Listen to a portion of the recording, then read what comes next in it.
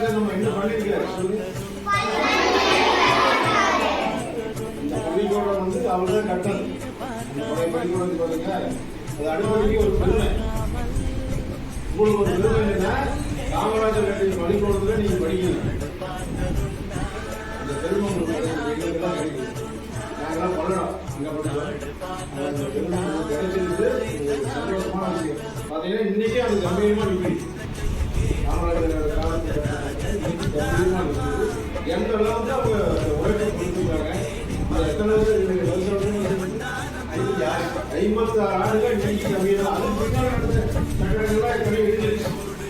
இன்னைக்கு அது அவர் பேர் சொல்றது எந்த அளவுக்கு நம்ம வந்து ஒரு ஒழுக்கம், ஒரு பண்பு, ஒரு நேர்மை இதெல்லாம் இருந்து கேட்டீங்கன்னா அந்த கட்டடம் இன்னைக்கு அப்படி இருக்கு. அதே மாதிரி நீங்களும் இந்த ஒழுக்கமான ஒரு மாணவனாக, பண்பான ஒரு மாணவிகளாக, கல்வியில ஆசிரியர்களை மதிச்சு, பெற்றோர்களை மதிச்சு, ஆசிரியர்களுக்கு ரொம்ப முக்கியத்துவம் ஒரு மரியாதை. ஏன்னா அவங்கதான் குரு.